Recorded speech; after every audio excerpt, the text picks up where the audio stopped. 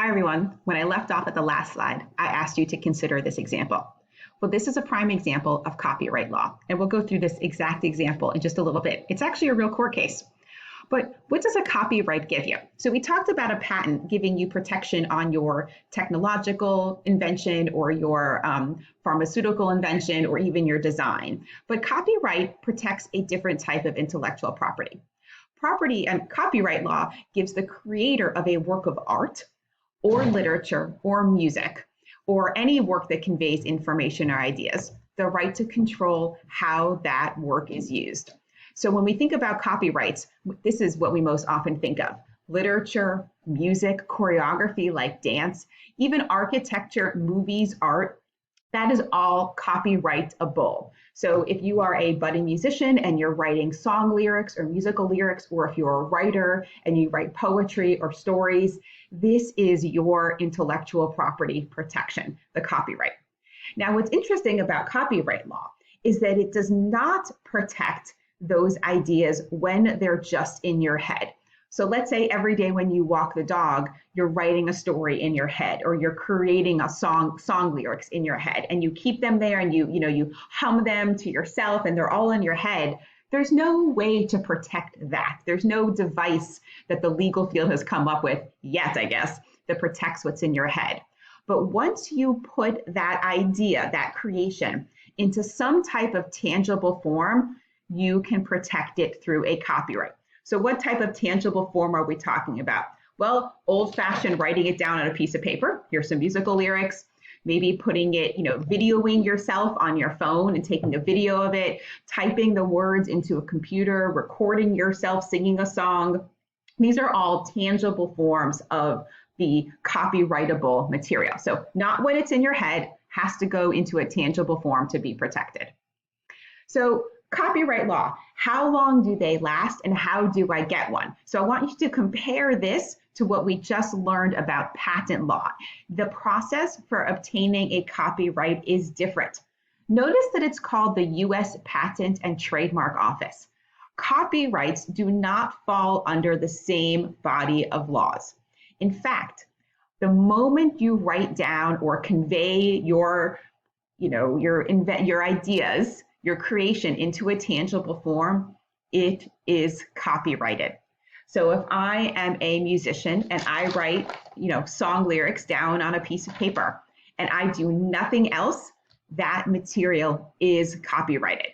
You might be thinking, well, that's ridiculous, but it's not. You don't actually have to do any further steps. Now, many creators do.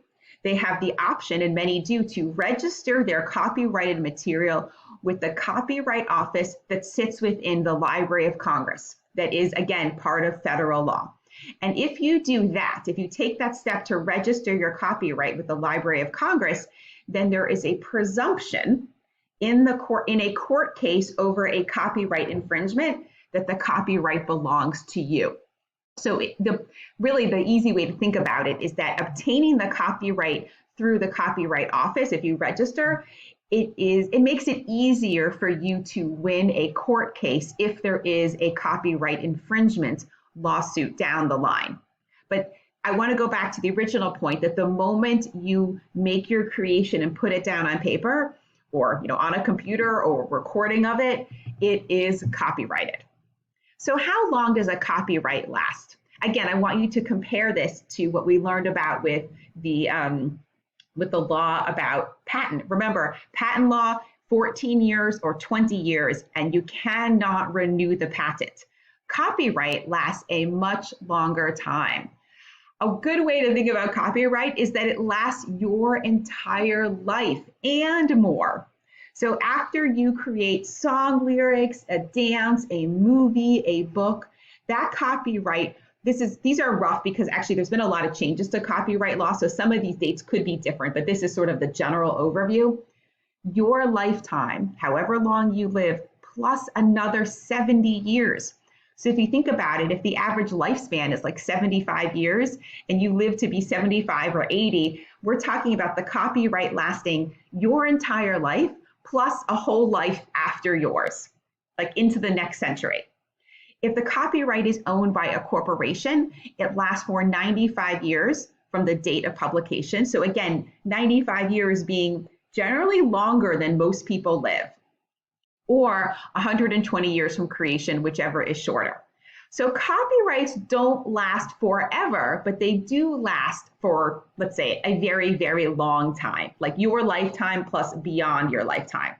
So that is a very powerful right. There's a lot of money attached to copyrights.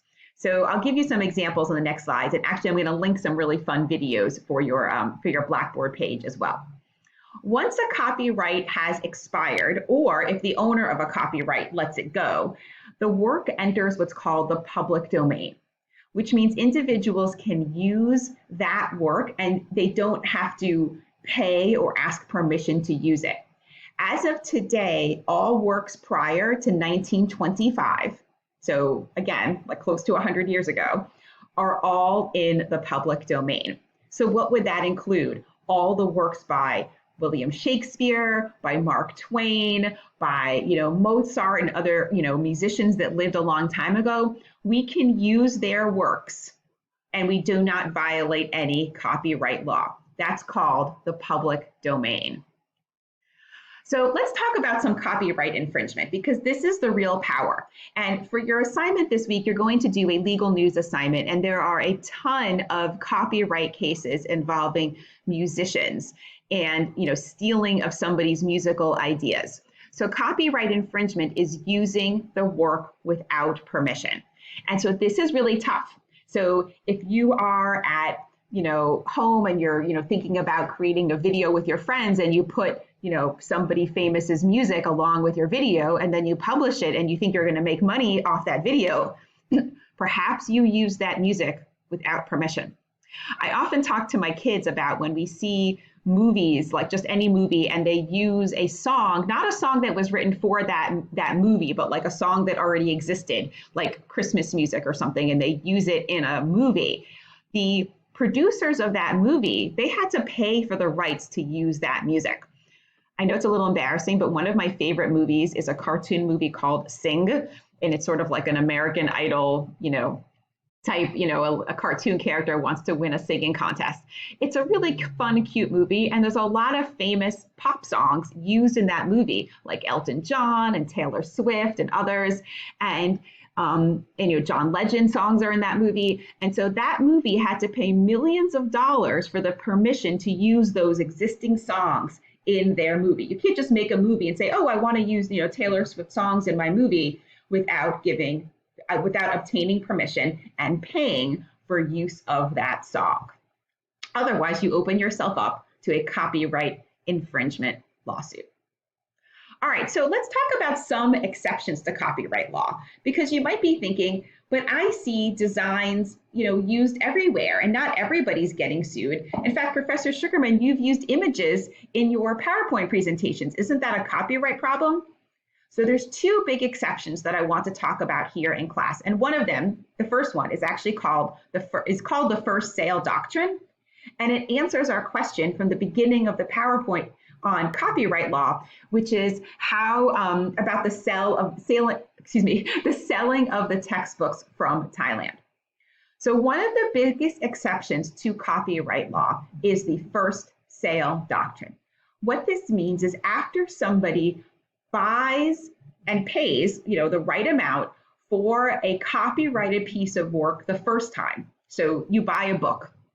I did not have anything prepared, but I do like to cook. So let's say I happen to have in front of me a cookbook, right? The New England Soup Factory cookbook. It's a really good one. So I did buy this book, but let's say I don't want to use it anymore. I don't want to, I don't need this book anymore. I can give it away to any one of you, right? I could even sell it. And that's not a copyright problem because I paid lawfully the first time. I also, this is funny that I have these things ready, I also have some of my son's trumpet music that I was holding up before. So again, we purchased these music books and I could give them away, I could sell them, and that's not a copyright problem because I purchased it the first time myself. So think back to that example with those textbooks at the beginning of class. This one is referenced in your electronic textbook. It's actually a case that went all the way up to the US Supreme Court involving a man named Kirk Singh, and he is from Thailand. And he did realize think he went to Yale, he realized that textbooks were a lot less expensive in Thailand. So he had this business going where he was purchasing them in Thailand and then reselling the books back here in the United States. Well, guess who sued him for copyright infringement? Well, the publisher did, because now you had a group of students not purchasing the textbook here in the United States and purchasing it at a bookstore here and purchasing it from their classmate instead. Well, guess who won their lawsuit?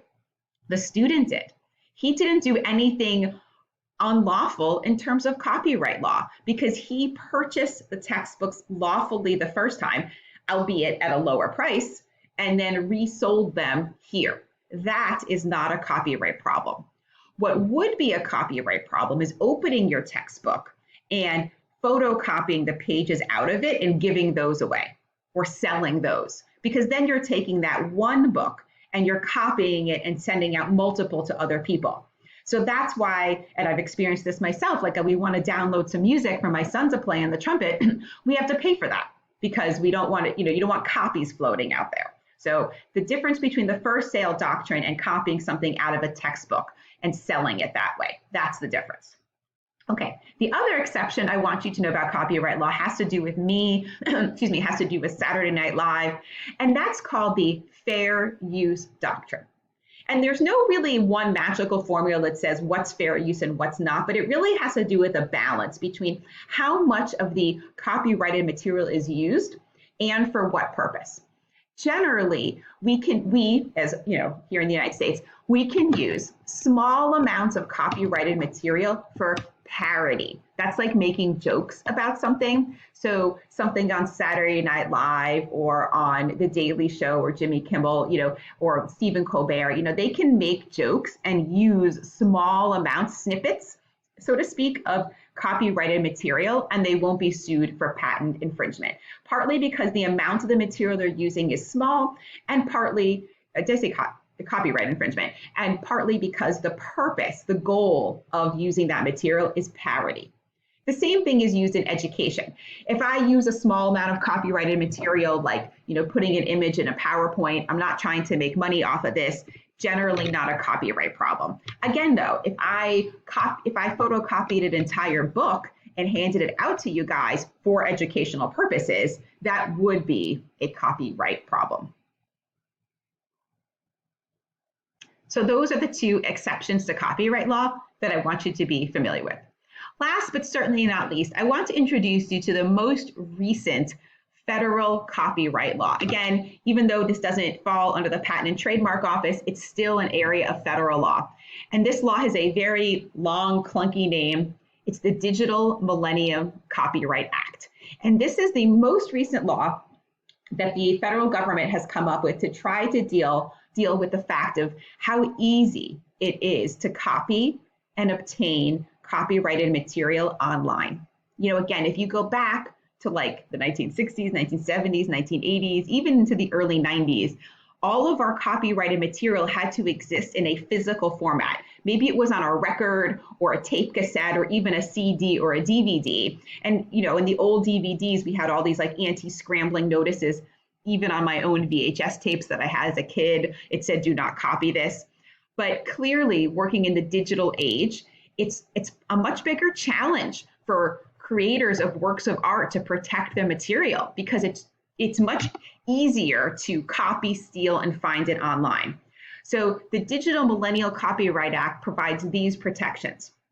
You cannot delete copyright information. You can't remove those scrambling or those encryption technologies. That's unlawful.